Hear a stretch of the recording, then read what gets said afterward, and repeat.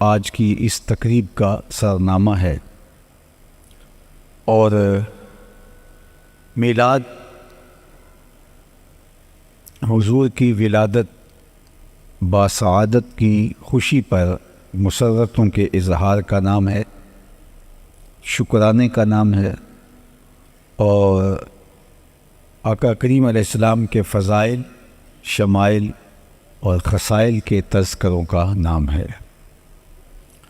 اللہ جل شانہ نے ہمیں حضور ختم المرتبت صلی اللہ علیہ وآلہ وسلم کی صورت میں جو انعام عطا کیا، اس کا شکرانہ ہے میلاد، سو وہ ہم ادا کرنے کے لیے جمع ہوئے ہیں۔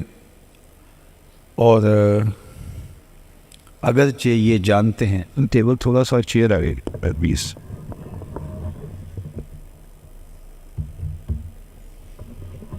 ٹھیک جی، ٹھیک ہو گئے۔ اگرچہ ہم جانتے ہیں کہ حضور کے میلاد کا، حضور کی ولادت کا، حضور کی صورت میں انعام خداوندی کا شکریہ حقیقت میں ادا نہیں ہو سکتا۔ میں اپنے احباب سے یہ کہا کرتا ہوں کہ ہمارے بدن پہ اتنے بال نہیں ہیں جتنے رسول اللہ کے احسانات ہیں۔ ہمارا بال بال قرض رسالت میں جکڑا ہوا ہے۔ ایک شب کا محفل میلاد کیا، ساری زندگی حضور کے ذکر کا چراغاں کرتے رہیں، ان کے نام کے جھنڈے اٹھا کے ان کے تذکروں کی خوشبو بانٹتے رہیں، پھر بھی حضور کی صورت میں انعام خداوندی کا شکریہ ادا نہ ہو پائے۔ خدا شناسی تو بڑی دور کی بات ہے، ہم خود شناس بھی نہیں تھے، ہمیں اپنے آپ کی بھی خبر نہیں تھی۔ حضور آئے تو ہمیں پتہ چلا کہ ہم کون ہیں۔ خود سے ملاقات بھی ان کی دہلیز پہ آ کے ہوتی ہے، اور اگر ان کا در نصیب نہ ہوتا تو ہم آج بھی اندھیروں میں بھٹک رہے ہوتے، آج بھی ہم ظلمتوں میں ٹھوکریں کھا رہے ہوتے، در بدری کا عذاب سہ رہے ہوتے، اگر ہمیں ان کی چوکھٹ نصیب نہ ہوتی۔ مجھے بتاؤ، انسان اشرف المخلوقات ہونے کے باوصف، وَلَقَدْ كَرَّمْنَا بنی آدمہ کا تاج اس کے سر پہ ہے، لیکن یہ مٹی کے بنے مادوؤں، پتھر کے بنے اصنام، لکڑی کے بنے اوثان اور مختلف دھاتوں کے بنے ہوئے بتوں کے چرنوں میں اپنی پیشانی کا تقدس پامال نہیں کرتا تھا، جسے یہ بھی پتہ نہ ہو کہ میں کون ہوں، جو خود شناس بھی نہ ہو، وہ خدا شناس کیسے ہوگا، جس سے اپنی ذات سے بھی آگہی نہ ہو کہ میں کون ہوں۔ اشرف المخلوقات ہونے کے باوجود یہ درختوں کو پوجتا تھا، حشرات الارض کو اپنا معبود مانتا تھا، اجرام فلکیہ کے آگے سجدہ ریز ہوتا تھا، بلکہ انسان کی تاریخ تو اتنی شرمناک ہے کہ اس نے کیچوؤں کو، سانپوں کو، بچھوؤں کو اور حشرات الارض کو اپنا معبود مانا ہے۔ یہ ہے انسان کی تاریخ، یہ ہے اس کی نقبت اور رسوائی کا عالم، جو حضرت انسان کی بے توقیری اس کی اپنی نظر میں تھی۔ جو چیزیں حضرت انسان کی خدمت کے لیے، اس کی ضرورت کے لیے پیدا کی گئی ہیں، یہ ان چیزوں کو اپنا معبود سمجھ رہا ہے اور اپنا خدا مان رہا ہے، اور ان سے ہاتھ جوڑ کے حاجتیں طلب کر رہا ہے۔ وہ بے حس و بے حرکت مجسمے جو اپنے نفع نقصان کے مالک نہیں ہیں، ان کو اپنا خدا مان رہا ہے۔ یہ ہے انسان کی گراوٹ، یہ ہے اس کی ذلت، یہ ہے اس کی زبوں حالی، یہ ہے اس کی پستی، یہ ہے اس کی خود ناشناسی، اور یہ ہے اس کی رسوائی کا عالم۔ یہ تو حضور علیہ السلام نے آ کر کے بتایا کہ یہ تیرے معبود نہیں ہیں، تیری چوکھٹ کے فقیر ہیں۔ هو الذی خلق لکم ما فی الارض جمیعا، زمین میں جو کچھ پیدا کیا گیا وہ حضرت انسان کے لیے پیدا کیا گیا۔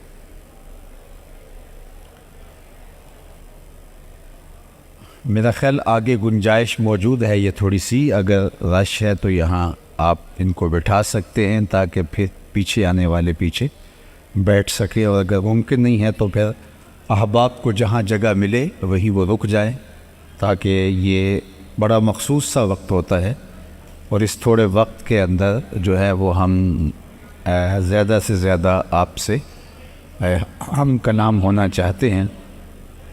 تو اگر انتظامی امور اور بیٹھنے اٹھنے کے چکر میں یہ وقت گزر گیا تو یہ قیمتی وقت دوبارہ ہاتھ میں نہیں آئے گا۔ 2-1 منٹ کے اندر جو بھی منتظمین فیصلہ کرتے ہیں تو یہ آگے جو جگہ ہے، پیچھے جگہ ہوگی تو لوگ آ کے ترتیب سے بیٹھتے جائیں گے، اور آگے جگہ ہوگی تو لوگ پیچھے سے پھر آگے آنے کی کوشش میں لگے رہیں گے۔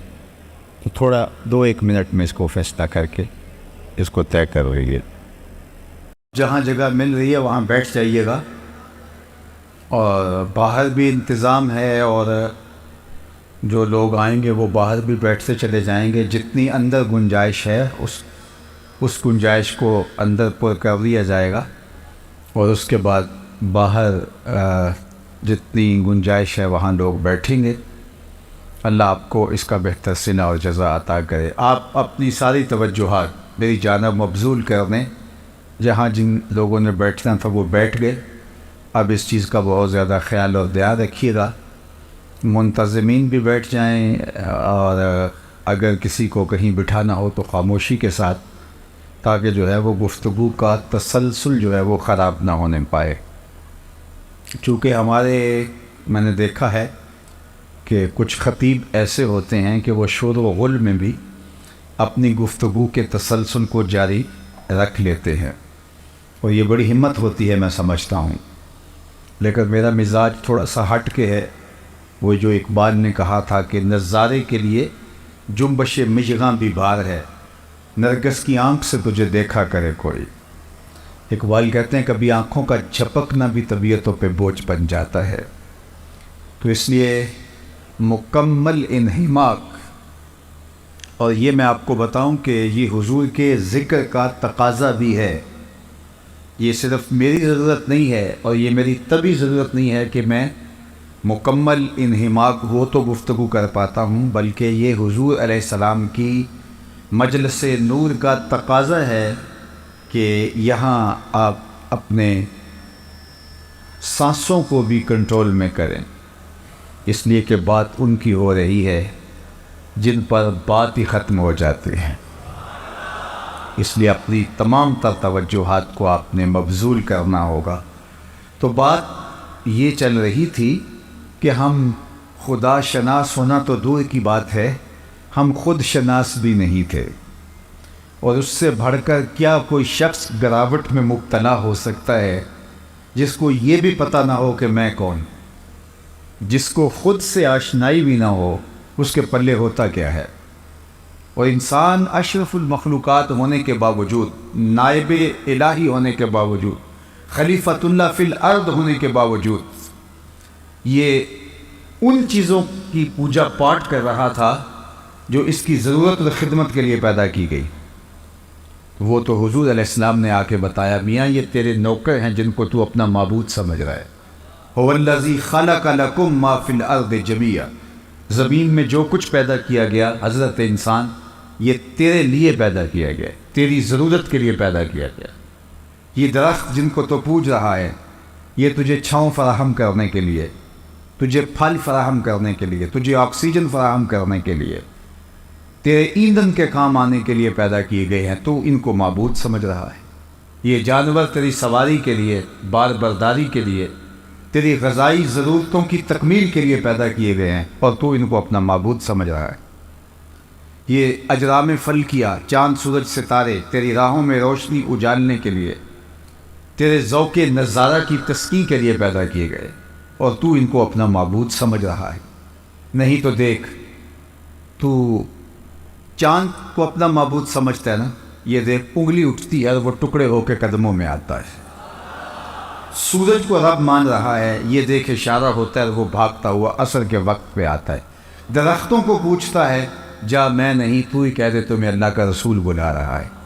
درخت بھاگتا ہوا حضور کے قدموں میں آ کے سلامی دیتا ہے۔ اب انسان کی آنکھ کھلتی ہے کہ میں کون ہوں، میری شناخت کیا ہے، اور میں کن کو معبود سمجھ بیٹھا جو کہ میرے نوکر اور میرے خادم تھے۔ اے تماشا گاہ عالم روئے تو کجا بہرے تماشا بھی روی۔ کائنات کا چرخ تو انسان تیرے لیے گھوم رہا ہے، اور تو ان کے آگے اپنی پیشانی کے تقدس کو پامال کر رہا ہے۔ اب انسان کی آنکھ کھلتی ہے اور شعور بیدار ہوتا ہے، ذات سے ملاقات ہوتی ہے، خود آشنائی کے اجالے نصیب ہوتے ہیں۔ تو اب اس کا لہجہ تبدیل ہوتا ہے، اور اب یہ کہتا ہے ستاروں سے آگے جہاں اور بھی ہیں۔ اب اسے سمجھ آئی تو راز کن فقاں ہے، اپنی آنکھوں پر عیاں ہو جا، خودی کا رازداں ہو جا، خدا کا ترجمہ ہو جا، خودی میں ڈوب جا غافل، یہ سر زندگانی ہے، نکل کر حلقہ شام و سحر سے جاوداں ہو جا، مسافے زندگی میں سیرت فولاد پیدا کر، شبستان محبت میں حریر و پرنیاں ہو جا، گزر جا بن کے سیلے تند روح کو ہو بیاباں سے، گلستان راہ میں آئے تو جوئے نغمہ خواں ہو جا، تیرے علم و محبت کی نہیں ہے انتہا کوئی، نہیں ہے تجھ سے بڑھ کر ساز فطرت میں نوا کوئی۔ اب انسان کو پتہ چلا، اب اس کو اپنی ذات سے ملاقات ہوتی ہے، وہ خود شناس ہوتا ہے۔ تو حضرت انسان کو جو اس کی ذات کا شعور نصیب ہوا، وہ اس دہلیز پہ آ کے نصیب ہوا، اور جنہیں یہ در نہیں ملا وہ آج بھی اندھیرے میں ہیں۔ یہ بالکل اپنی ہمسائیگی میں چلے جائیے، پی ایچ ڈی ڈاکٹر ہے، اور بت کے آگے ہاتھ جوڑے کھڑا ہے۔ جو اپنے بدن پہ بیٹھی مکھی بھی نہ اڑا سکے، وہ تیری ضروریات کا کفیل کیسے ہو سکتا ہے؟ لیکن وہ بت کے آگے ہاتھ جوڑے اس سے مرادیں مانگ رہا ہے۔ دوسری جانب MBBS ڈاکٹر ہے، اور وہ گائے کے پیشاب کو تبرک سمجھ کے چسکیاں لے لے کے پی رہا ہے۔ اس کی طبیعت میں کوئی نفاست نہیں ہے کہ وہ اس تعفن کو محسوس کر سکے، لیکن اس کی گمراہی نے، حضور کا در نصیب نہ ہونے نے اس کو اندھا کر رکھا ہے، اور وہ گائے کے پیشاب کو تبرک سمجھ رہا ہے۔ دوسری جانب میں ایک اپنا ذاتی واقعہ شیئر کیا کرتا ہوں کہ ہماری مسجد کی ٹوٹیوں پر ایک کوئی 8-9 سال کا بچہ، دوسری تیسری کلاس کا طالب علم ہوگا، اپنے پائنچے کو مل مل کے دھو رہا تھا۔ اس نے کوئی ضرورت سے زیادہ پانی کھول دیا، تو میں نے اس کو جھڑکنے کے لہجے میں کہا کہ تو نے اتنا زیادہ پانی کھول کے رکھا ہے۔ تو وہ لجاجت بھرے میں لہجے میں مجھے کہتا ہے کہ جناب میں اسکول جا رہا تھا تو کسی جانور کے پیشاب کے چھینٹے میرے پائنچے پہ گر گئے، تو میں ان کو دھو رہا، تو میں سوچ میں ڈوب گیا کہ اس ڈاکٹر کو تو پتہ نہیں چلا جس نے MBBS کیا ہے، اور وہ گائے کے پیشاب کو تبرک سمجھ رہا ہے، اور یہ 8-7 سال کا بچہ، تیسری چوتھی کلاس کا طالب علم، یہ اپنے پائنچے کے اوپر پڑے ہوئے پیشاب کے چھینٹے بھی گوارا نہیں کرتا۔ تو میرے اندر سے آواز آئی کہ وہ ہے ڈاکٹر، لیکن اس کے ہاتھ میں دامن میرے حضور کا نہیں، اور یہ ہے بچہ ماں نے گھٹی میں پیاری حضور کا دیا تھا، اس لیے تقدس اس کی روح تک اتر آیا ہے، اور اس کو جانور کے پیشاب کے غیر مری چھینٹے بھی گوارا نہیں ہیں۔ یہ ہے تقدس جو حضور کے نام سے جڑا ہوا ہے اور اس کی روح تک اتر آیا ہے۔ تو زندگی کا جتنا بھی نور ہے، زندگی کا جتنا بھی تقدس ہے، وہ ملتا ہے حضور کی چوکھٹ سے، اور اگر کسی کو یہ چوکھٹ نہیں ملی تو وہ آج بھی ظلمت میں ہے، وہ آج بھی اندھیرے میں ہے۔ تو پھر ہمارا رواں شکریہ ادا کرے گا، ہماری خرد سلامیاں پیش کرے گی، ہمارا شعور وجد میں آ جائے گا اور اس پیارے نبی کی مدح کرنے لگ جائے گا، اور اس کیفیت کو محفل میلاد کہا جاتا ہے۔ اس کیفیت کو محبت کہ میں نے حضور کو دیکھا ہے۔ استاد ابراہیم ذوق نے اپنے شاگردوں سے کہا تھا، یہ آواز ٹھیک ہے، اس کو آگے پیچھے نہ کرنا، اپنے شاگردوں سے کہا تھا، آنے والی صدیاں تم پہ ناز کریں گی اے لوگو، تم نے ذوق کو دیکھا، تم نے ذوق سے باتیں کی ہیں۔ کہا زمانہ تم پہ فخر کرے گا کہ تم نے استاد ابراہیم ذوق کو دیکھا ہے۔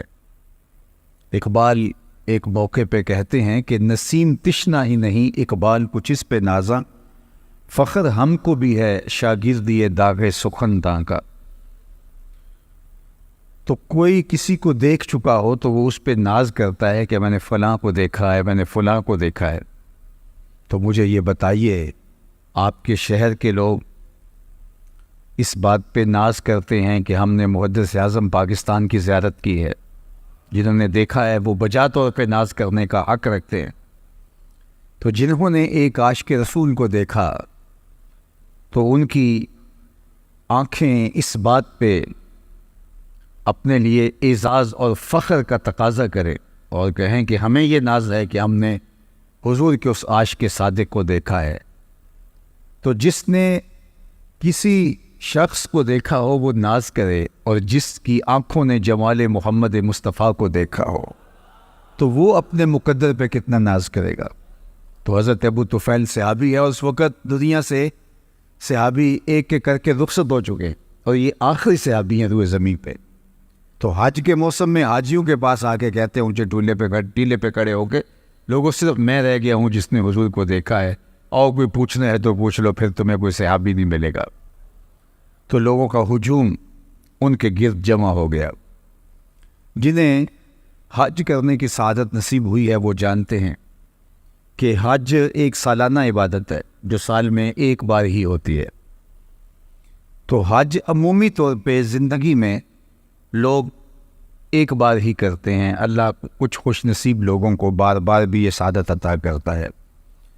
تو حج کے موقع پہ ہم نے دیکھا ہے کہ کوئی عالمانہ وضاقطع کا شخص مل جائے تو لوگ اس کو حج کے مسائل پوچھتے دکھائی دیتے، کیونکہ اکثر لوگ پہلی بار گئے ہوتے۔ لیکن اگر کوئی ہر سال بھی جاتا ہو تو جس طرح عید کے موقع پہ عید کا طریقہ بتانا ہی پڑتا ہے، تو حج کا طریقہ بھی ہر بار تازہ کرنا ہی پڑتا ہے۔ تو حج کے موقع پہ کوئی شخص مل جائے تو لوگ اس کو گھیر دیتے ہیں اور حج کے مسائل پوچھتے۔ اب ایک صحابی مل گیا ہے تو لوگوں نے حج کے مسائل پوچھے ہوں گے کہ تم نے حضور کو دیکھا ہے، حضور کو حج کرتے دیکھا، کیا طریقہ تھا وقوف مزدلفہ کا، وقوف عرفات کا طریقہ کیا تھا، حضور نے رمی جمار کیسے فرمائی ہے، قربانیاں کیسے کی ہیں، طواف زیارہ کیسے کیا ہے، رکن یمانی پر حضور رکے ہیں نہیں رکے ہیں، حجر اسود کے بوسے کس طرح حضور نے لیے ہیں، مطاف میں حضور کا انداز طواف کیا تھا، اللہ کے محبوب علیہ الصلوۃ والسلام کے خطبے کے مندرجات کیا تھے جو مقام عرفات میں حضور نے دیا۔ صحابہ نے ایک ایک چیز پوچھی ہوگی، لیکن اس کا جواب نفی میں ہے، کسی نے بھی حج کے بارے میں کوئی مسئلہ نہیں پوچھا۔ جب حضرت ابو طفیل نے کہا نا لوگوں اس وقت روئے زمین پہ میرے علاوہ کوئی نہیں جس نے حضور کو دیکھا ہو، تو لوگ ہجوم کر کے ان کے گرد جمع ہو گئے اور کہا یار بیٹھ جائے بیٹا، بیٹھ جائے، آپ ڈسٹرب نہ کریں، جو جس حالت میں اس کو رہنے تھے، چونکہ وقت بہت قیمتی ہے، بڑی تیزی کے ساتھ وقت بھاگ رہا ہے، ایک ایک لمحے کی قدر کرنی ہے اور ہم نے آگے بڑھنا ہے اور مختصر اپنی بات کو آگے لے کر کے جانا ہے۔ تو حضرت ابو طفیل رضی اللہ تعالی عنہ سے کہا، کسی نے یہ مسئلہ نہیں پوچھا کہ حضور نے حج کیا کیسے کیا اور تاریخ کیا ہے، تاریخ کے ورق اٹھائیے، لوگ ان کے گرد دیوانہ وار جمع ہو گئے جس طرح پروانہ چراغ کے گرد جمع ہوتا ہے۔ تو کہا کہ صف لنا رسول اللہ صلی اللہ علیہ وآلہ وسلم، آپ نے حضور کو دیکھا ہے تو ہمیں بتائیے حضور کی زلفیں کیسی تھی، حضور کا چہرہ کیسا تھا، حضور کی مبارک آنکھیں کیسی تھی، ہمیں حضور کا حلیہ بیان کیجیے۔ تو حضرت ابو طفیل نے 3 لفظوں میں حضور کا حلیہ بیان کیا، اور وہ 3 لفظ آپ یاد بھی کر سکتے، اور یہ میرا محبوب موضوع ہے حسن محمد کا قصیدہ پڑھنا صلی اللہ علیہ وآلہ وسلم، یہ میری عزتوں کا ظرف ہے، اور یہ میرا مرغوب اور میرا محبوب موضوع ہے، اور یہ امت کی ضرورت ہے۔ اقبال نے کہا تھا کہ اے تہی از ذوق و شوق و سوز و درد، تو نشناسی کہ عہد ما با ما چے کر، عہد ما ماراز ما بیگانہ کر، از جمال مصطفیٰ بیگانہ کر۔ اقبال نے کہا تھا، اے ذوق، شوق اور کیفیت و درد کی دولت سے عاری شخص، تو نہیں جانتا کہ تیرے ساتھ ہوا کیا۔ اس زمانے نے تیرے ساتھ کیا اور تجھے کہیں کا نہ چھوڑا، تیرے ساتھ زیادتی کیا ہوئی۔ تو پھر آگے چل کے کہا کہ عہد ما ماراز ما بیگانہ کر، ہمارے عہد نے ہمیں ہم سے ہی بیگانہ کر دیا۔ کیوں؟ از جمال مصطفیٰ بیگانہ کر، ہمیں حضور کے جمال سے بیگانہ کر دیا۔ جب امت حضور کے جمال سے دور ہوتی ہے تو پھر وہ امت اپنا سب کچھ کھو دیتی ہے۔ یہ جو حضور کی ذات کو وجہ نزا بنایا گیا اور ایسے موضوعات چھیڑے گئے، تو اس سے امت کی حضور کے ساتھ عقیدت کو کمزور کرنا مقصود تھا، اور امت الجھ کے رہ گئی۔ اور وہ ذات جو شعور، فہم، ادراک کی حدود سے ورا ہے، لوگ مسجدوں میں ترازو لے کے بیٹھ گئے، اس ذات کو تولنے لگے۔ تو پھر بچا کیا؟ جو محبت جس سے کرنی تھی، جس کے حسن کے قصیدے پڑھنے تھے، اس کو جب تولنے ناپنے بیٹھ جائیں گے تو پھر باقی کیا بچتا ہے؟ تو میں کہا کرتا ہوں، ڈٹھے ورق قرآن دے پھول سارے، تیری شان جیا نہیں کوئی اور ڈٹھا، تیری شان دا کرے مقابلہ جڑا، انہوں عاشقاں اصلی چور ڈٹھا۔ کوئی نور آکھے، کوئی بشر آکھے، پیندہ رات دینی ایہو شور ڈٹھا، اللہ والیاں گل مکا دیتی، تسا ہور ڈٹھا سا ہور ڈٹھا۔ تم نے حلیمہ کی بکریوں کے پیچھے پیچھے دیکھا ہے، سجدہ پر جبریل کے آگے آگے نہیں دیکھا۔ عہد ما ماراز ما بیگانہ کر، از جمال مصطفیٰ بیگانہ کر۔ اقبال نے کہا کہ ہمارے ساتھ جو زیادتی ہوئی وہ یہ ہوئی کہ ہمارے عہد نے ہمیں ہم سے ہی دور کر دیا۔ وہ کس طرح؟ کہ ہمیں حضور کے جمال سے، حضور علیہ الصلوۃ والسلام کے حسن سے دور کر دیا۔ جب ہم حسن محمد صلی اللہ علیہ وسلم سے دور ہو گئے تو ہمارے ہاتھ سے دین سرک گیا، رسمیں رہ گئیں، لیکن دین حقیقت، اور حقیقت دین کی، وہ ہم سے روٹ گئے۔ تو اس لیے آئیے ہم اس قصیدے کو چھیڑتے ہیں۔ تو حضرت ابو طفیل رضی اللہ تعالیٰ عنہ نے 3 لفظوں میں حضور علیہ السلام کا حلیہ بیان کیا۔ وہ 3 لفظ آپ یاد کر سکتے ہیں۔ میں نے کتب میں پڑھا ہے کہ جو شخص یہ چاہے کہ لوگ اس سے محبت کریں تو وہ حضور کے حسن کا قصیدہ پڑھے، لوگ اس کو ٹوٹ کے چاہیں گے، وہ محبوب خلائق ہو جائے گا، اللہ کی مخلوق اس کو محبت کرنے لگ جائے گی۔ اب طویل قصیدہ حضور کے حسن کا جو اصحاب نے کہا، ام معبد نے کہا، سیدنا علی المرتضیٰ نے کہا، اور حضرت ام سلمہ نے کہا، برا بن عازب نے کہا، اور باقی لوگوں نے کہا، وہ تو ہم یاد نہیں کر پائیں گے، لیکن یہ 3 لفظ ہم میں سے ہر کوئی یاد کر سکتا ہے اگر وہ عزم مصمم کر لے کہ میں نے ان کو یاد کرنا ہے۔ عربی متن کے ساتھ یاد ہو سکتا ہے۔ تو حضرت ابو طفیل کو صحابہ نے، تابعین نے کہا کہ اچھا آپ نے حضور علیہ السلام کو دیکھا ہے؟ تو انہوں نے کہا جی، میں تو آنکھیں حضور کی دیدار سے، میری آنکھیں جو ہے وہ حضور کے دیدار کا شربت پیتی رہی ہیں، میں تو جی بھر کے دیکھا ہے۔ تو انہوں نے کہا صف لنا رسول اللہ، پھر ہمیں حضور کا حلیہ بیان کیجیے۔ تو حضرت ابو طفیل نے 3 لفظوں میں حضور کا حلیہ بیان کیا، سنیے۔ کان رسول اللہ صلی اللہ علیہ وآلہ وسلم ابیض ملیحا مقصدا، 3 لفظوں میں حضور کا حلیہ بیان کیا۔ سب سے پہلا، کان رسول اللہ صلی اللہ علیہ وآلہ وسلم ابیض، حضور چٹے رنگ کے تھے۔ پہلے حضور کی رنگت بیان کی، ابیض سفید رنگ کے، بالکل چونے کی طرح حضور کا رنگ سفید نہیں تھا، بلکہ اس میں سرخی کی آمیزش تھی۔ مزید تفصیلات میں اگر جائیں تو بالکل سفید رنگ اس طرح کا نہیں تھا، بلکہ اس میں آمیزش تھی سرخی کی، جس سے جو ہے وہ حسن نمایاں ہوتا ہے، اور یہ اللہ نے اپنے محبوب علیہ السلام کو شان عطا کی۔ اور آپ اگر میری گفتگو کو غور سے سن رہے ہیں اور آخری شخص تک میری بات پہنچ رہی ہے، تو میں آپ کو بتاؤں کہ دادا جو پوتے کا عرفی نام رکھ لیتا ہے اور لاڈ سے اس نام سے پکارتا ہے، عمومی طور پہ دادے کی جان ہوتی ہے پوتے میں، تو وہ اس کا کوئی عرفی نام رکھتا ہے لاڈ سے، پیار سے، نک نیم جسے کہتے ہیں، اور اس سے وہ پکار کر کے خوش ہوتا ہے۔ حضور علیہ السلام کے دادا حضرت عبد المطلب نے حضور کا ایک عرفی نام رکھا ہوا تھا، اور آپ اگر پوچھیں وہ کیا تھا تو وہ ابیت تھا۔ جب وہ لاڈ سے پکارتے کہتے یا ابیدو، اے گورے رنگ والے، اور خاندان میں حضور کا نام بطور ابیت چلتا تھا۔ حضور کے چچا جناب ابو طالب نے جو حضور کا قصیدہ پڑھا ہے تو اس میں بھی انہوں نے یہی کہا، وَأَبْيَضُ يُسْتَسْقَى الْغَمَامُ بِوَجْهِهِ سَمَالَ الْيَتَامَ عِصْمَةٌ لِلْأَرَامِلِ، یہ میرے گوری رنگت والا بھتیجا جس کے چہرے کو دیکھ کے بادل امٹ کے آ جائے۔ اللہ اکبر، یتیموں کا سہارا ہے اور بیواؤں کا آسرا ہے۔ سمال الیتامہ عصمۃ للارامل، تو ابیت سب سے پہلے حضور علیہ السلام کے رنگ کا ذکر کیا۔ سارے نقوش اچھے ہوں، قد قامت بہت اچھی ہو، اعضاء متناسب ہوں، لیکن رنگ کالا ہو تو حسن نمایاں نہیں ہو پاتا۔ تو سب سے پہلے انہوں نے حضور کے رنگ کو بیان کیا، کان رسول اللہ صلی اللہ علیہ وآلہ وسلم ابیت۔ دوسری بات، ملیحن، حضور کا حسن نمکین تھا۔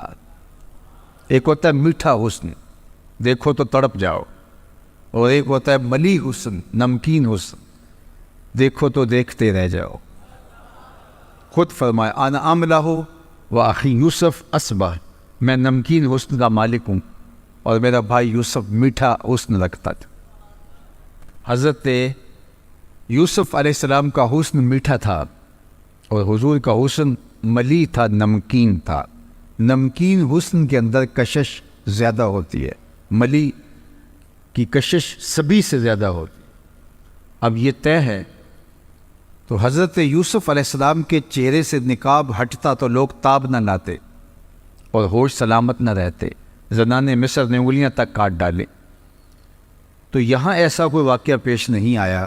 تو یہ بات شاہ عبد الرحیم محدث دہلوی کے جو ہے، شاہ عبد الرحیم محدث دہلوی جو شاہ ولی اللہ محدث دہلوی کے والد ہیں، انہوں نے خواب میں حضور سے مل کر کے یہ سوال عرض کیا۔ اور یہ بات ذہن میں رکھیے کہ جس نے خواب میں حضور کو دیکھا اس نے میرے حضور کو ہی دیکھا۔ فرمایا جس نے مجھے خواب میں دیکھا اس نے مجھے ہی دیکھا۔ شیطان خواب کے اندر آ کر کے بھی میری مثل ہونے کا دعویٰ نہیں کر سکتا۔ جس نے مجھے دیکھا اس نے مجھے ہی دیکھا۔ اب شاہ عبد الرحیم محدث دہلوی جو والد ہیں شاہ ولی اللہ محدث دہلوی کے، یہ کہتے ہیں میں نے خواب میں حضور کی زیارت کی اور میں نے حضور سے کچھ سوال کیے، حضور نے ان کے جوابات ارشاد کیے۔ آپ کی مارکیٹ سے کتاب دستیاب ہے، در سمین فی مبشرات النبی الامین، یہ شاہ ولی اللہ کی ہے محدث دہلوی علیہ رحمۃ۔ اور شاہ ولی اللہ وہ ہیں جن کو تمام مکاتیب فکر کے لوگ اہل تشریح کے علاوہ اپنا امام اور مقتدا مانتے، یہ غیر متنازع شخصیت ہے بر صغیر پاک و ہند کی۔ انہوں نے در سمین کے اندر یہ واقعہ لکھا جو میں آپ کے سامنے عرض کرنے جا رہا ہوں۔ وہ کہتے ہیں کہ میرے والد شاہ عبد الرحیم نے خواب میں حضور کی زیارت کی اور زیارت کرتے ہوئے حضور سے سوال کیا کہ حضور آپ کا فرمان ہے انا عملہ و اخی یوسف اصبح، میں نمکین حسن کا مالک ہوں، میرے بھائی یوسف کا حسن میٹھا تھا، اور وہاں زنان مصر کی انگلیاں کٹ گئی اور یہاں کوئی ایسا واقعہ پیش نہیں آیا، تو اس کی کیا وجہ ہے؟ تو حضور نے جو جواب دیا وہ سنیے۔ آقا نے جو جواب دیا خواب میں، وہ در سمین فی مبشرات النبی الامین میں حضرت شاہ ولی اللہ نے لکھا۔ آقا کریم نے فرمایا جمالی مستور عن اعین الناس غیرۃ من اللہ، اے عبد الرحیم، اللہ نے میرے حسن کو لوگوں کی نظروں سے غیرت محبت کی وجہ سے چھپا کے رکھا ہے۔ کوئی محب نہیں چاہتا کہ میرا کوئی محبوب دیکھے۔ یہ محب کی غیرت ہوتی ہے کہ وہ اپنے محبوب کو خود ہی دیکھنا چاہتا ہے۔ قتیل شفائی نے کہا تھا اس حد تلک بڑھ گئی ہے بے اعتمادی کہ تجھ کو تجھ سے بھی چھپانا چاہتا، وہ تو چاہتا ہے وہ آئینہ بھی نہ دیکھے۔ تو کہا کہ میرے رب نے میرے حسن کو لوگوں کی نظروں سے چھپا کے رکھا ہے۔ جمالی مستور عن اعین الناس غیرۃ من اللہ، یہ اس کی غیرت محبت ہے کہ میرے حسن کو ظاہر نہیں کیا گیا. اور صوفیہ کہتے ہیں 70,000 بشریت کے پردے حضور کے جمال پہ ڈالے گئے ہیں. اللہ اکبر. اور اگر وہ پردے اٹھ جاتے کوئی حضور کے جلووں کی تاب ہی نہ لا سکتا. یہی بہتر ہے کہ وہ پردے میں روح پوش رہے. وہ اگر پردہ اٹھا دے تو کسے ہوش رہے, کون تاب لا سکے. اور مولانا حسن رضا نے کہا علیہ رحمہ نے, وہ اگر جلوہ کریں کون تماشائی ہو, وہ اگر جلوہ کریں کون تماشائی ہو. اگر وہ رخ سے نقاب ہٹا دے اور حقیقت محمدیہ کھل جائے تو کون ہے کہ جو ان جلووں کی تاب لا سکے. تو جناب یوسف علیہ السلام کا ماجرا کہ ان کا حسن بے نقاب تھا اور حضور کا حسن 70,000 بشریت کے پردوں میں ملفوف تھا. وہاں زنان مصر کی انگلیاں کٹ گئیں تو وہ حسن بے نقاب تھا, اور یہ حسن ملی اس سے کہیں بڑھ کے تھا, لیکن 70,000 پردوں میں ملفوف رہا اور کسی کی تاب نہیں تھی کہ جو ہے وہ دیکھ لیتا اگر وہ حسن بے نقاب ہوتا. لیکن اس کے باوجود بھی حضرت حسان بن ثابت رضی اللہ تعالیٰ عنہ فرماتے ہیں کہ میں ان چند لوگوں میں سے ہوں جو حضور کا حلیہ بیان کرتے ہیں. یہ بڑے لطف کی بات ہے جو آپ کو بتانے جا رہا ہوں کہ حضور کو 1,44,000 صحابہ نے دیکھا ہے, لیکن حضور کا حلیہ بیان کرنے والوں کی تعداد 3 درجن سے زیادہ نہیں ہے. 34-35 لوگ ہیں جو حضور کا حلیہ بیان کرتے ہیں, جبکہ دیکھا کتنے لوگوں نے ہے 1,44,000. تو وہ ایک دوسرے سے پوچھا کرتے تھے بتاؤ حضور کیسے تھے, کہا تم نے نہیں دیکھا, کہا دیکھ کر کے بھی نہیں دیکھا. تو حضرت حسان بن ثابت کہتے ہیں کہ جو میں حضور کا حلیہ بیان کرتا ہوں میرے پاس دیکھنے کا ایک طریقہ آ گیا تھا. فلما نظرت الى انوارہ فوضعت کفی علی عینی خوفا من ذہاب بصری. میں اپنی آنکھوں پر انگلیاں رکھ کے انگلیوں کی اوٹ سے حضور کا چہرہ دیکھتا تھا کہ حضور کے جلووں کی تابش سے میری آنکھوں کی بینائی نہ جاتی رہے. یہ چھپے ہوئے حسن کا عالم ہے, یہ چھپے ہوئے حسن کا عالم ہے. اور اگر یہ حسن بے نقاب ہوتا تو پھر کون اس کے جلووں کی تاب لا سکتا. تو کہا انا املہ, میں نمکین حسن والا ہوں. وَأَخِي یوسف اصبح, اور میرے بھائی یوسف کا حسن سبی تھا. اللہ اکبر. اور وہ سبی حسن کی طاقت یہ ہے کہ زنان مصر تاب نہ لا سکے. انہوں نے کہا غلام پہ دل ہار گئی. جب یہ شہرت پھیل گئی کہ زلیخا دل دے بیٹھی ہے تو لائی تو خرید کے تھے, تو کہا غلام پہ دل ہار بیٹھی. تو اب زلیخا نے سوچا کہ اب میں ان کو دلائل دیتی پھروں گی تو کتنی دیر تک دلائل دوں گی, یہ تو نہیں مانیں گی. اقبال علیہ رحمہ نے کہا تھا نا کہ تیرا علاج نظر کے سوا کچھ اور نہیں, خیرت کے پاس خبر کے سوا کچھ اور نہیں, تیرا علاج نظر کے سوا کچھ اور نہیں. اس نے عالی مرتبت خاندانوں کی بیگمات کو اپنے گھر میں بلایا, دعوت کی, ہاتھوں میں ناشپاتیاں دیں اور چھریاں دیں اور ان کو کھانے کے لیے کہا. اور ادھر جا کے جناب یوسف سے کہا وقال تخرج علیہن, 2 لمحوں کے لیے آ جائے, میری محبت کی لاج رہ جائے.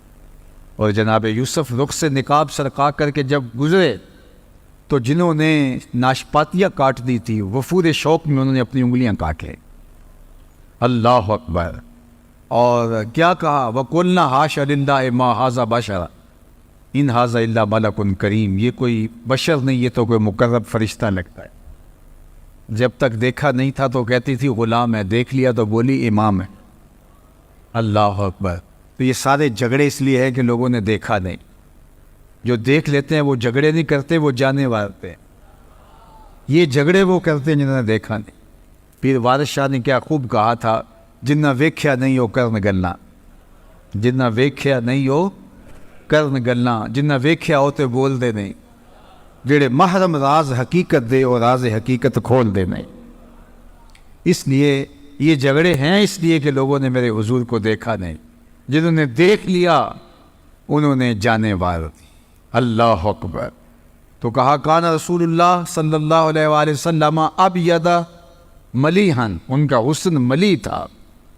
حضرت ابو ہریرہ بولتے کل قمر لیلۃ البدر لم ارا قبلہ ولا بعدہ مثلہ. کیا پوچھتے ہو, 14ویں رات کے چمکتے ہوئے چاند کی طرح حضور کا چہرہ تھا. اور پھر بولے نہیں نہیں نہیں, یہ تو تمہیں بیان کرنے کے لیے بتایا ہے, حضور جیسا نہ پہلے دیکھا نہ کبھی بعد میں دیکھا.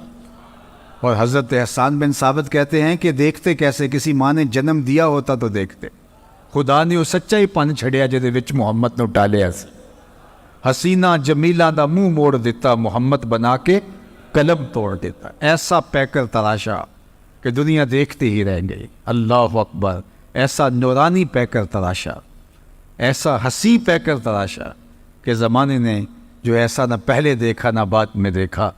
اللہ اکبر، لکھاں آئے لوگ زمانے تے، محبوب خدا جا کوئی نہیں، لکھاں سونے بن بن بیندے نے، او دی خاک پا جا کوئی نہیں۔ اللہ نے جو جمال دیا، جو خوبصورتی دی، جو حسن دیا، جو چہرے کے اوپر چمک دھمک عطا کی، اللہ اکبر، وہ حضور کی شان تھی۔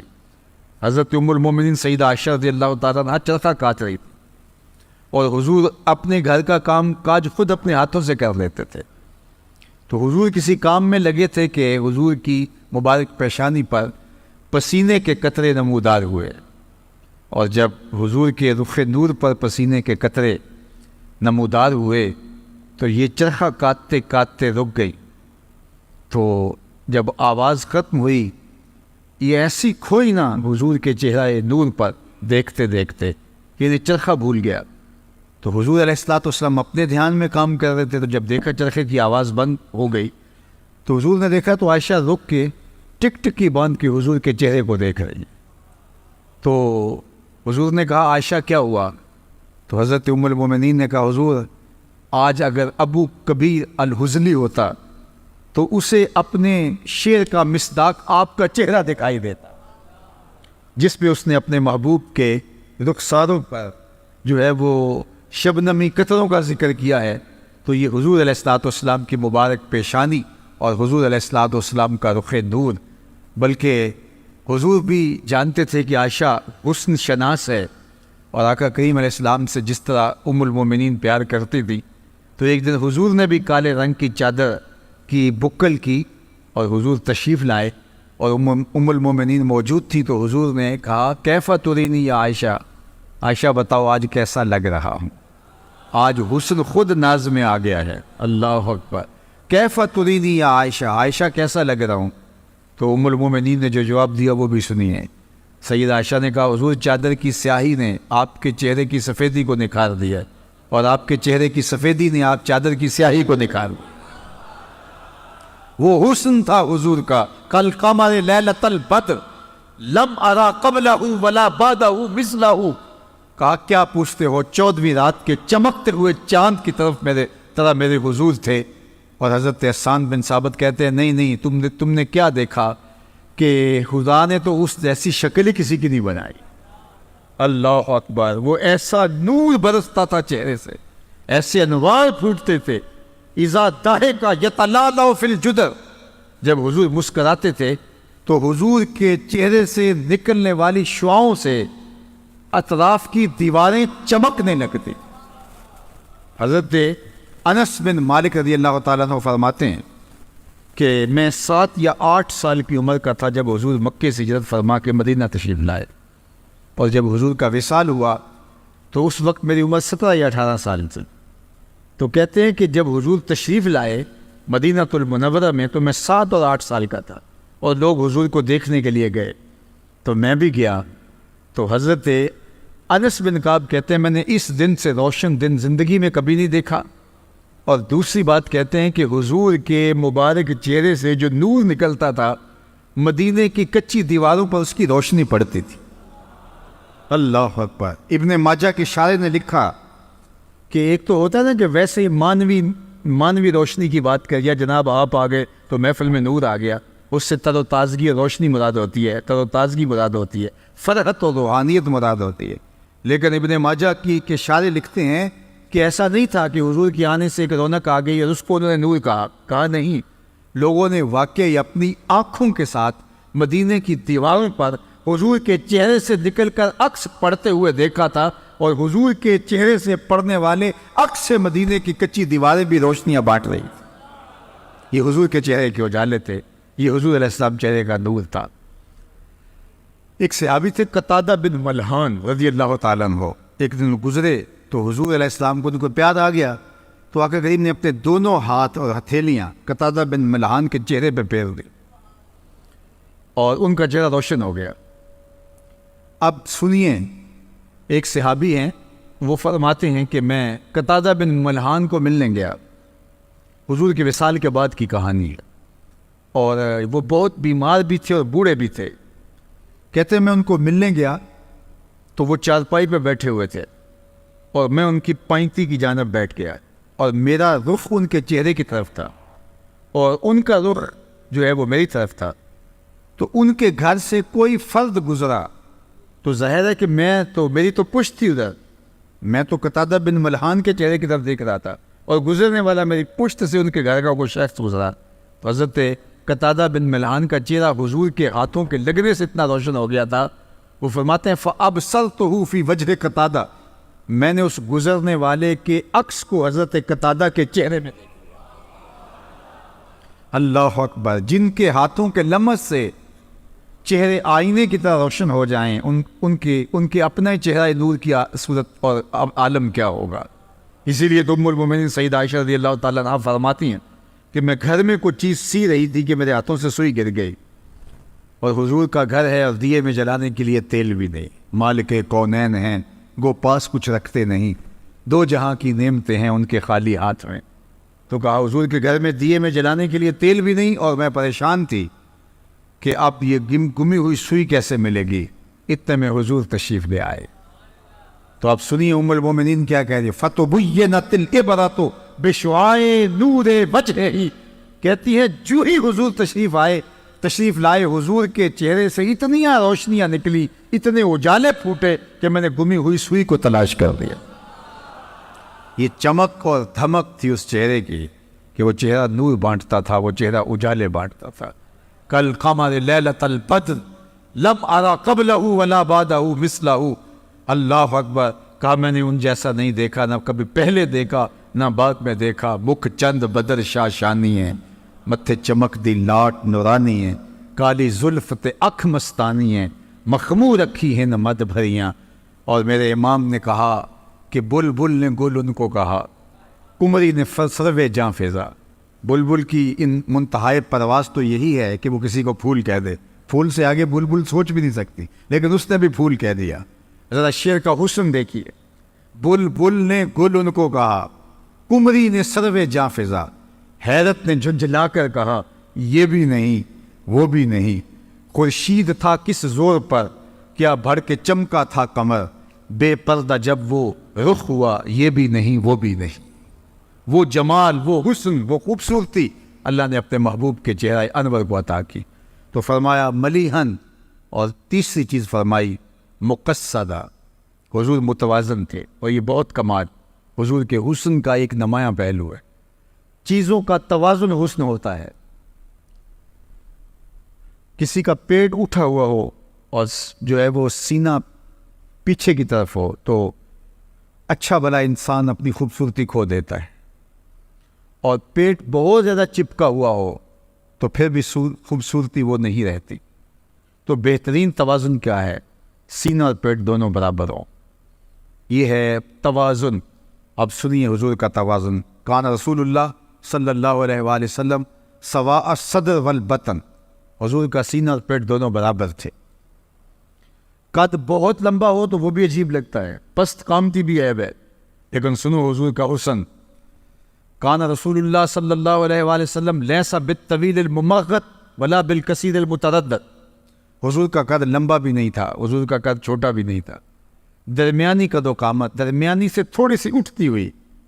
لیکن سنو جو دوسری کہانی ہے، حضور کا قد لمبا نہیں تھا، حضور پست قامت بھی نہیں تھے، حضور کی قد و قامت متوازن تھی، اور اونچے اونچے قد کے لوگ مجمع صحاب میں موجود ہوتے تھے، حضرت عباس، حضرت عمر، لیکن حضور جب موجود ہوتے، اللہ اذا جامع الناس غمرہم، حضور کا قد لمبا نہیں تھا، لمبے لمبے قد والے لوگ کھڑے ہوتے اور مجلس میں موجود ہوتے، لیکن حضور تشریف لاتے تو حضور کے کندھے لوگوں کے سروں سے اونچے دکھائی دیتے۔ قد لمبا نہیں تھا لیکن اٹھتا ہوا قد حضور کا ہی دکھائی دے۔ اللہ اکبر! یہ حسن تھا، یہ حضور کا جمال تھا۔ ابل الذرائین والسعدین والزندین، ہاتھ، کلائیاں، بازو سب اعتدال کے ساتھ حسین۔ اللہ اکبر! کان رسول عظیم الحامہ حضور کا سر انور موزونیت کے اعتبار سے بڑا خوبصورت تھا، آنکھیں سرمگی تھی، بال مکمل گھنگریالے بھی نہیں تھے، بالکل سیدھے بھی نہیں تھے، بلکہ تھوڑا سا خم لیے ہوئے تھے۔ توازن، ہر معاملے میں حضور کا توازن اللہ نے اپنے محبوب کو عطا فرمایا، اور یہ حسن اللہ نے اپنے محبوب کو عطا فرمایا۔ یہ باب ہے حضور کے حسن کا، اور یہ میلاد کا عنوان ہے۔ ایک حدیث آپ کے سامنے رکھی اور مضمون اگر اسی پر آگے لے کر کے جائیں تو یہ عنوان ہی ایسا ہے کہ انسان کی حیرتوں کی انتہا جو ہے وہ یہاں ہے کہ میں کیا کہوں اس حسن مجسم کے بارے میں۔ اعظم چشتی نے قلم توڑ دیا کہ سمجھا نہیں ہنوز میرا عشق بے ثبات، سمجھا نہیں ہنوز میرا عشق بے ثبات، تو کائنات حسن ہے یا حسن کائنات۔ ذرا شعر کا حسن دیکھیے، حضور کا ذکر آیا تو شعر میں حسن آ گیا، تو ذرا شعر کا حسن اور جمال دیکھیے۔ سمجھا نہیں ہنوز میرا عشق بے ثبات، ایک کہا کہ میرا عشق بے ثبات ہے، تیرا حسن فراواں ہے۔ حافظ شیرازی نے کبھی کہا تھا نا کہ ز عشق ناتمام ماں جمال یار مستغریس، بآب و رنگ و خال و خط حاجت روح زیبارہ۔ ہمارے ناتمام عشق، ہمارے ادھورے عشق سے اس کا حسن بے نیاز ہے۔ ہمارے عشق ادھورے ہیں، ہمارے عشق پورے نہیں ہیں، ناتمام عشق اور اس کا حسن مکمل، تو پھر جو نامکمل عشق ہے وہ حسن مکمل کی تصویر کھینچ کیسے سکے؟ کوئی ایسی دور بھی ایجاد نہیں ہوئی جو اس کو احاطے میں لے آئے، کوئی ایسا کیمرہ ایجاد نہیں ہوا جو اس حسن کو جو ہے وہ کیپچر کر سکے، اس لیے کہ ہمارے کیمرے نامکمل ہیں، وہ حسن فراواں ہے۔ اس چکا چوند کو ہمارے تخیل کے کیمرے کبھی بھی جو ہے عکس بند نہیں کر سکتے۔ اب سنیے حافظ شیرازی کے لفظ، ز عشق ناتمام ماں جمال یار مستغریس، اس کا جمال حبیب اور اس کی تابانیاں اور اس کی تابشیں وہ ہمارے ادھورے عشق کے بس کی روگ نہیں ہے۔ اللہ اکبر، بآب و خال و خط حاجت روح زیبارہ کا جو سونے ہوتے ہیں ان کو کنگھیوں کی ضرورت نہیں ہوتی، ان کو میک اپ کی ضرورت نہیں ہوتی، ان کو کسی کی تعریف کی ضرورت نہیں ہوتی، تو ان کا حسن فراواں ہے، ہمارا عشق ناتمام ہے۔ لیکن سادی دو قدم آگے بڑھ کے ایک بات کر گیا، اللہ اس کی قبر پہ کروڑوں رحمتوں کا نزول کرے۔ سادی کہتا ہے، نہ حسن شغایت دارت، نہ سادی را سخن پایا۔ کسی نے تو بے بسی کا اظہار کر دیا، میرا عشق ناتمام ہے، لہٰذا میں آگے بڑھ نہیں سکتا، میں یہیں سے واپس آ رہا ہوں۔ لیکن سادی نے کہا کہ میں واپس تو نہیں آؤں گا، لیکن عشق میرا ناتمام ہی ہے۔ اب ذرا اگر آپ کی توجہ ہو اور آپ کا ذوق میرے ذوق کے ساتھ جو ہے وہ کوئی جڑ رہا ہو تو اس شعر کا لطف لے لیجئے۔ وہ کہتے ہیں، نہ حسن شغایت دارت، نہ سادی را سخن پایا، نہ حسن شغایت دارت، نہ سادی را سخن پایا، بمیرت تشنا مستسقی و دریا ہم چنا باقی۔ یہ جس کو بیماری ہو جائے استسقا کی، تو جتنا مرضی اس کو پانی پلا دیں تو وہ شراب نہیں ہوتا۔ تو یہ بیماری ہے استسقا، جو کسی کو لگ جائے تو وہ پانی پیتا ہے اور سیراب نہیں ہوتا، جتنا بھی پلائیں وہ بار بار پانی مانگتا ہے لیکن اس کی پیاس نہیں بجھتی۔ تو ایسے مریض کو کہتے ہیں مستسقی، جس کو استسقا کا مرض لگ گیا ہے۔ اب شعر کا مزاج سمجھیے، شعر کا مفہوم سمجھیے، نہ حسن شغایت دارت، نہ سادی را سخن پایا۔ سادی کہتے ہیں اس کے حسن کی انتہا نہیں، لیکن سادی بھی کب تھکنے والا ہے، نہ اس کے حسن کی انتہا اور نہ سادی کا کلام جو ہے اس کی کوئی انتہا۔ تو پھر ہوا کیا؟ کہا، بمیرت تشنا مستسقی و دریا ہم چنا باقی۔ کہانی یوں بنی کہ دریا کے کنارے ایک مستسقی، ایک استسقا کے مرض والا پانی پی پی کے پیاسا ہی مر گیا، لیکن دریا یوں ہی چل رہا ہے، دریا یوں ہی چل رہا ہے اور وہ پیاسا مرا ہوا ہے۔ اور کتنے پیاسے اس دریا کے کنارے سیراب ہو کے، لیکن پھر بھی سیراب نہ ہوئے، اور کوئی ادھر گرا ہے کوئی ادھر گرا ہے، وہ دریا ہم چنا باقی، لیکن دریا ایسے ہی جاری ہے۔ اس لیے ہم تو آگے بڑھ نہیں سکتے۔ اور یہاں غالب نے قلم توڑتے ہوئے کہا، غالب ثنائے خواجہ بیزداں گزاشت فیم، کہاں ذات پاک مرتبہ دان محمد از۔ غالب جب ہمارے بس کا روگ نہیں ہے تو ہم کیوں بات کریں، وہ جانے اور اس کا کام جانے۔ لا یمکن الثناء کما کان حقہ، بعد از خدا بزرگ توئی قصہ مختصر اسی کی ضروری نالے ساڈا کی بیان ہے او دیاں تے خوبیاں دا نات خاں قرآن ہے صورتاں سپارے رنگ نبی دے جمال دا لب کے لے آواں کتوں سونا تیرے جو مرضی کرتے پھر بے بسی کا اظہار ہے نہ حسن شغایت دارت نہ سادی را سخن پایا بمیرت تشنا مستسقی و دریا ہم چنا باقی اس لیے ہم یہاں بے بس ہیں.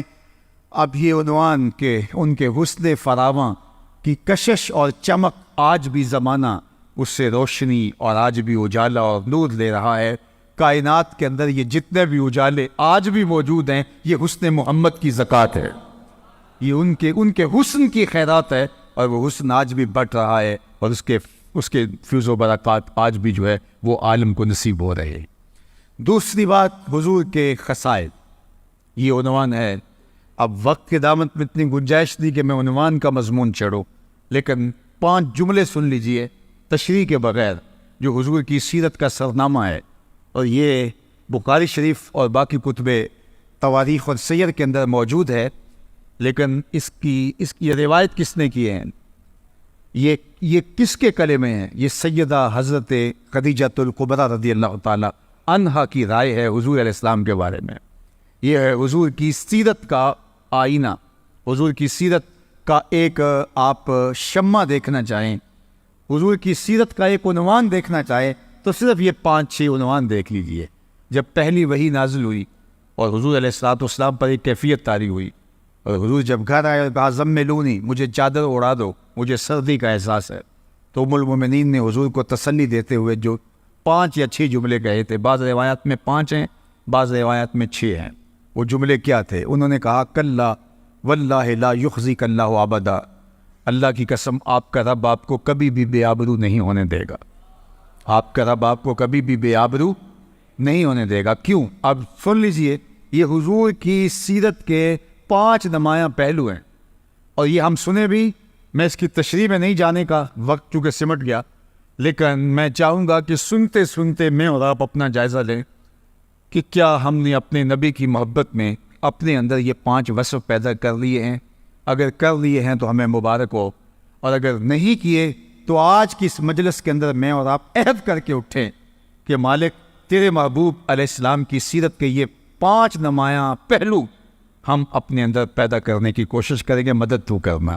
اور میلاد رسول میں ہم یہ دعا مانگ رہے ہیں, اللہ حضور کی سیرت کے یہ 5 وصف ہمارے سینوں کے اندر ڈال دے اور ہماری طبیعتوں کے اندر ان کو راسخ کر دے.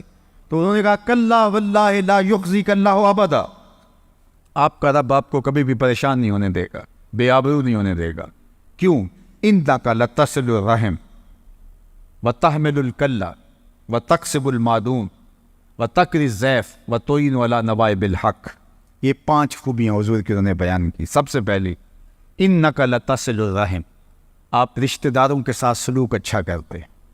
یہ حضور کی سیرت کا نمایاں پہلو جو ام المومنین نے حضور کے سامنے بیان کیا وہ یہ تھا انک لتصل الرحم, آپ صلہ رحمی کرتے ہیں, رشتہ داروں کے ساتھ آپ کا سلوک بہت اچھا ہے. دوسری بات وتحمل الکلہ, جس کا کوئی بوجھ اٹھانے والا نہیں اس کا بوجھ آپ اٹھاتے ہیں. تیسری بات وتکسب المعدوم, جس کا کوئی کمائی کرنے والا نہیں ہے اس کی ضرورت کو آپ پورا کرتے ہیں. وتقری الضیف, اور آپ مہمان نواز ہیں. اور 5ویں چیز وتعین علی نوائب الحق, اللہ کے راستے میں کوئی مشکل میں پھنس جائے تو آپ اس کے ساتھ کھڑے ہوتے دکھائی دیں. یہ 5 وصف میں دیکھوں کہ میرے اندر آپ کے اندر اگر موجود ہیں تو ہمیں مبارک ہے, اور اگر نہیں ہیں تو ہمیں یہ اوصاف حمیدہ, یہ حضور کی شخصیت کے نمایاں پہلو ہیں. اور ایک امتی کو اپنی تعلیم, اپنے نبی کے اخلاق کا عکس اپنے اندر پیدا کرنا چاہیے. جب حضرت ابوبکر صدیق رضی اللہ تعالیٰ عنہ ایک دن کفار سے تنگ آ کر شہر مکہ چھوڑ کے جانے لگے تو ابن الدغنہ جو قریش کا ایک سردار تھا وہ راستے میں ملا, اور اس نے کہا ابوبکر کدھر جا رہے ہو؟ کہا آپ کے شہر کے لوگوں نے تنگ کر دیا, میں شہر چھوڑ کے جا رہا ہوں. تو اس نے کہا آپ جیسے لوگ شہر چھوڑ کر نہیں جائیں گے. ابن الدغنہ نے کہا کہ میں آپ کو پناہ دیتا ہوں, آپ جیسے لوگ شہر چھوڑ کے نہیں جائیں گے. کیوں؟ انک لتصل الرحم, آپ صلہ رحمی کرتے ہیں. وتحمل الکلہ, اور لوگوں کا بوجھ اٹھاتے ہیں، وَتَقْسِبُ الْمَعْدُومَ، اور جس کا کوئی بوجھ اٹھانے والا نہیں، جس کا کوئی کمانے والا نہیں، اس کے لیے کمائی کرتے ہیں، وَتَقْرِي الضَّيْفَ وَتُعِينُ عَلَىٰ نَوَائِبِ الْحَقِّ۔ حضرت ابو بکر صدیق کو ابن الدعنہ نے کہا کہ تمہارے اندر یہ وصف ہیں، اور جس شخص کے اندر ایسے وصف ہوں اس کو شہر نہیں چھوڑ کے جانا چاہیے ورنہ شہر اجڑ جائیں گے۔ تو جو وصف میرے حضور کے تھے، ابن الدعنہ نے کہا کہ وہ وصف ابو بکر میں ہیں، تو ابو بکر تو شہر چھوڑ کے نہیں جائے گا، تم مکے میں ہی رہو گے۔ اب یہ تھا حضور علیہ السلام کی محبت کا عکس ہے۔ میں اور آپ ہم کہتے ہیں ہم حضور علیہ السلام کے عاشق ہیں، لیکن یہ صرف ہم زبان اور ہونٹوں سے کہتے ہیں، یہاں سے لفظ نکلتے ہیں فضا میں بکھر جاتے ہیں، ہمارے کردار کے ساتھ کوئی جڑ کے دیکھے تو ہم کچھ اور ہوتے ہیں، کردار حضور کا کچھ اور ہے۔ تو اگر ہم واقعی عاشق رسول ہیں تو یہ 5 وصف ہمارے اندر ہوں، اور باقی بھی اوصاف جو حضور کے ہیں ان کا عکس ہمارے اندر پایا جائے، کم از کم یہ وصف تو ہماری زندگی کا نازمہ ہے، ایک عاشق رسول کا نصاب ہے۔ اور سیدنا صدیق اکبر رضی اللہ تعالیٰ عنہ کو ابن دغنہ کہتا ہے آپ کے اندر یہ 5 چیزیں، آپ کیسے جا سکتے ہیں شہر چھوڑ کے؟ تو میں اور آپ دیکھوں کہ ہم اگر دعویٰ محبت کرتے ہیں، محبت کا دعویٰ اپنی جگہ پہ، لیکن اس کے تقاضے کیا ہیں؟ اللہ کے محبوب علیہ السلام نے دیکھا کہ حضور وضو کر رہے ہیں اور وضو کا پانی صحابہ زمین پہ نہیں گرنے دیتے، تو اگر یہ فرمایا ما حملکم علی ھذا، تمہیں اس بات پر کس نے ابھارا ہے کہ میرے وضو کے پانی کو زمین پر نہیں گرنے دے رہے جبکہ میں نے اس کا تمہیں حکم نہیں دیا؟ تو انہوں نے کہا حب اللہ و رسولہ، اللہ اس کے رسول کی محبت۔ حضور کا وضو کا پانی صحابہ اپنے ہاتھوں پہ لیتے ہیں، منہ پہ مل لیتے ہیں، اور جس کو وہ پانی نہیں ملتا وہ گیلے ہاتھوں سے ہاتھ رگڑ کے منہ پہ مل لیتا ہے۔ حضور نے حکم تو نہیں دیا تھا لیکن محبت اس کا تقاضا کرتی تھی، اور صحابہ وضو کا پانی زمین پر نہیں گرنے دے رہے۔ اللہ اکبر سے آگے روایت حضور علیہ السلام نے کہا کہ تمہیں اس بات پہ کس نے ابھارا؟ انہوں نے کہا حب اللہ و رسولہ، اللہ اس کے رسول کی محبت نے۔ تو اللہ کے محبوب نے جو ارشاد فرمایا وہ سن لیجئے۔ حضور نے فرمایا کہ جو چاہتا ہے اللہ اس کا رسول اس سے محبت کرے اور وہ اللہ اس کے رسول سے محبت کرے تو اس کو 3 کام کرنے چاہیے۔ ایک تو جب بھی بولے سچ بولے، اور دوسرا اپنے ہمسایوں کے ساتھ سلوک اچھا کرے، اور تیسرا جب اس کے پاس امانت رکھی جائے تو اس میں خیانت نہ کرے۔ یدی تمہارا وہ عمل کہ تم میرے وضو کے پانی کو زمین پر گرنے نہیں دیتے، تمہارا یہ عمل بہت اچھا ہے، لیکن یہ نہیں کہ اس عمل پر ہی تمہارا فوکس رہے اور تم ہمسایوں کے حقوق پامال کر بیٹھو۔ تمہارا فوکس اس عمل پہ رہے کہ میرے پانی کو زمین پر نہیں گرنے دیتے، لیکن تمہاری زبان سے جھوٹ نکل جائے۔ تو کہا یہ تمہارا عمل، اس پہ حضور نے نفی نہیں کی، لیکن کہا کہ تم یہ اس لیے کر رہے ہو نا کہ اللہ کے رسول کی محبت اور اللہ کی محبت، تو کہا اگر یہ تم چاہتے تمہیں یہ 3 کام بھی کرنا پڑیں گے۔ تو جھنڈیاں لگاؤ، میں اس کا انکار نہیں کرتا، چراغاں کرو، میں اس کا انکار نہیں کرتا، آپ اپنی گلیوں کو سجاؤ، آراستہ کرو، یہ تمہیں اجازت ہے، لیکن کبھی ہمسایوں کے حقوق پامال نہ ہونے دے۔ بلکہ میں ایک بات کہوں، شاید میرے کچھ ہم مسلک مجھ سے ناراض بھی ہو جائیں، لیکن میں آپ کو کہوں کہ اگر اس بار آپ چراغاں نہیں کر سکتے اور آپ کے محلے کے اندر کچھ لوگوں کا میٹر اس لیے کٹ رہا ہے کہ وہ بل دینے کی اہلیت نہیں رکھتے، تو آپ چراغاں کرنے کی بجائے ان کا بل دے دیں تو اللہ کے رسول زیادہ خوش ہوں گے۔ یہ تمہیں کرنا ہوگا، لوگوں کی ضرورتوں کا خیال، چراغاں بھی کریں اور بل بھی دیں، یہ تو بہت اچھی بات ہے، لیکن آپ کے اختیار میں اگر ایک چیز ہے تو آپ اگر یہ کر لیں تو حضور کی خوشنودی کا سبب ہو سکتا ہے۔ بلکہ میں نے تو ایک زمانے میں کہا تھا کہ جتنا جو ہے وہ چھت بنا کر کے مختلف گوٹے اور تاروں کی جتنے پیسے آپ گلی کے اوپر لگاتے ہو، تھوڑے سے پیسے اور ڈال کر کے اگر نیچے والی گلی پکی کر دو تو یہ تو صرف 10 دن کے لیے ہے اور وہ پوری عمر کے لیے ہے، تو میلاد والا رسول تم سے زیادہ خوش ہوگا۔ تو ہم نے یہ دیکھنا ہے، ہر پہلو سے دیکھنا ہے۔ لازمی نہیں ہے کہ ایک بندہ بات کر رہا ہو، درست کر رہا ہو، آپ کا عشق ضروری اس کے اوپر فتوے لگا رہا ہو، اس کو سوچ بھی لو کہ جو کہہ رہا ہے وہ سچ کہہ رہا ہے، درست کہہ رہا ہے، اور حالات کو پوری طرح سے نگاہ میں رکھ کے کہہ رہا ہے۔ اس لیے جو ہے وہ اپنے بدیروں کو ضرور سجاؤ، لیکن اگر آپ کی ہمسائیگی کے اندر اندھیرا ہے تو اس اندھیرے کو دور کرنے کی کوشش کرو، حضور خوش ہوں گے۔ اِنَّكَ لَتَصِلُ الرَّحِمَ وَتَحْمِلُ الْكَلَّ وَتَكْسِبُ الْمَعْدُومَ وَتَقْرِي الضَّيْفَ وَتُعِينُ عَلَىٰ نَوَائِبِ الْحَقِّ۔ تیرے اوصاف کا ایک باب بھی پورا نہ ہوا، زندگیاں ختم ہوئیں اور قلم ٹوٹ گئے، و آخر دعوانا ان الحمد للہ.